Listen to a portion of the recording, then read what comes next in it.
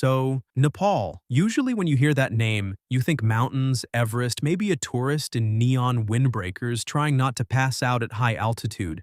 But lately, Nepal's been in the headlines for something way less Instagram-friendly: Gen Z rising up. Yep, the same generation that gave us TikTok dances and quiet quitting is now leading protests in Kathmandu. And no, they're not protesting that Starbucks spelled their names wrong.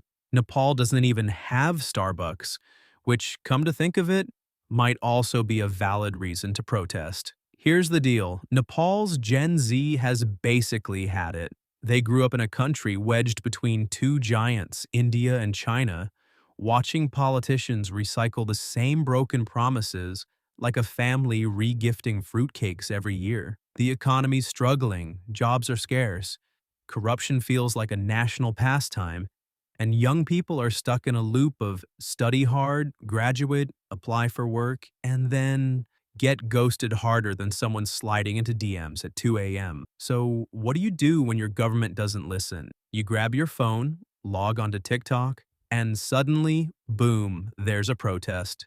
A massive one. And it's organized not by grizzled old revolutionaries, but by 20-somethings in hoodies holding handmade signs. Think less storm the Bastille and more storm the Wi-Fi router. And the slogans? Oh, they slap. Forget boring chants like "down with corruption." This generation is remixing protest culture with meme culture.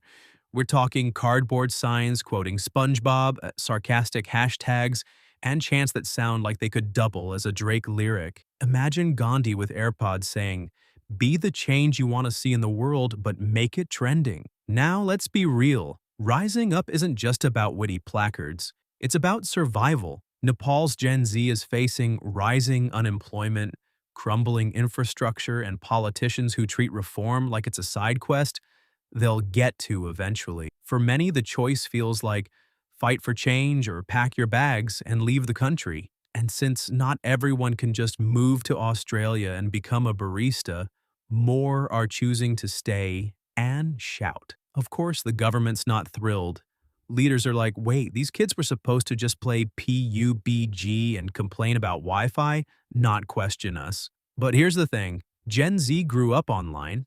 They've seen global protests from Black Lives Matter in the US to farmers' protests in India. They know what mobilization looks like, and they're importing those tactics, live streaming rallies, fact-checking politicians in real time, and basically turning Kathmandu's streets into a hybrid between a civic movement and a viral trend. But honestly, it's working. What started as small gatherings has ballooned into massive demonstrations that shook the political establishment. They've forced conversations about corruption, governance, and jobs into the spotlight. That's not small stuff. That's the kind of shift you normally expect after decades, not a few viral TikToks. So where does this go? Nobody knows yet.